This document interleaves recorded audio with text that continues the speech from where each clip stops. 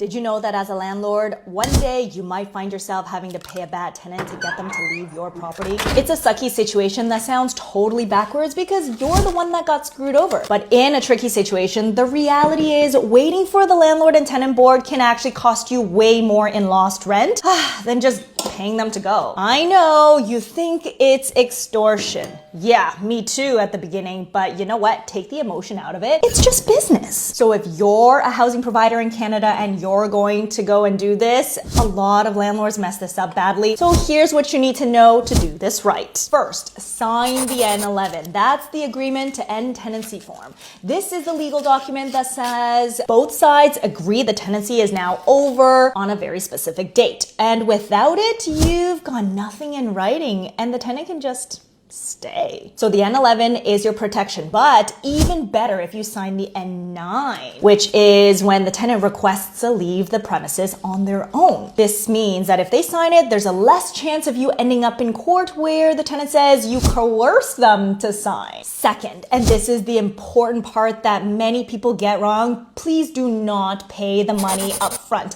Not a single dollar. Don't do it. Don't do it. The money only changes hands at vacant possession. That means keys in your hand, unit empty, and they're gone. If you pay before that, they can pocket the cash and not leave. And now you're in an even worse spot than you were before you started. I've seen landlords hand over thousands of dollars in cash, maybe even 5,000, sometimes even more, and end up right back at the LTB waiting for a hearing. And the 5,000 is just gone because the tenant knew exactly what they were doing. So keep it simple, N11 or N9 signed, and money at the door only when they've handed the keys to you and the place is empty. That's how you salvage a bad situation without getting burned more than you need to. If you want to protect yourself as a landlord in Canada, follow for more.